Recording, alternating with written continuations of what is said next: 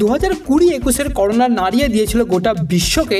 এই মহামারীতে প্রায় 1.5 কোটি মানুষের প্রাণহানি হয়, 40 কোটি মানুষ আক্রান্ত হয়েছিল এই মহামারীতে। কিন্তু সেই দৃশ্য কি আরো একবার ফিরে আসতে চলেছে? তাই নিয়ে উদ্বেগ বাড়ছে বৈজ্ঞানিক মহলে, কারণ চীনে আবার একবার করোনার মতোই পরিস্থিতি তৈরি হয়েছে।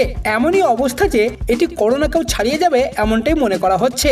এই কারণে মানুষ আতঙ্কিত এবং এখন হিউম্যান মেটাফোনেমো ভাইরাস এই সংক্রমণজনিত কারণে চীনের স্বাস্থ্য জরুরি অবস্থা ঘোষণা করা হয়েছে। এবং ঠিক এই ঘটনার পরে আবারও কি একবার করোনার মতো লকডাউন ঘোষণা করা হবে, এমনই প্রশ্ন গোটা বিশ্বকে চিন্তায় ফেলেছে।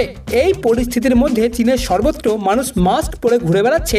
যেখানেই যাই হোক না কেন স্যানিটাইজার ব্যবহার করা বাধ্যতামূলক করা হয়েছে। এরই মধ্যে সোশ্যাল মিডিয়া জুড়ে চীনা ভাইরাস সম্পর্কিত ভিডিও ভাইরাল হচ্ছে। এমনকি চীনের শ্মশানের কাছাকাছি লাশের স্তূপ দেখা যাচ্ছে, এমনই ভিডিওতে দেখা যাচ্ছে। এর ফলে সারা বিশ্বে আবারও একবার করোনা আতঙ্ক ছড়িয়ে পড়েছে। অন্যদিকে আবার ভারত ইতিমধ্যেই সতর্কতা নিচ্ছে এবং বিশ্বের বিভিন্ন দেশ চীনা ভাইরাস সম্পর্কে প্রত্যেক মুহূর্তে তথ্য সংগ্রহ করছে।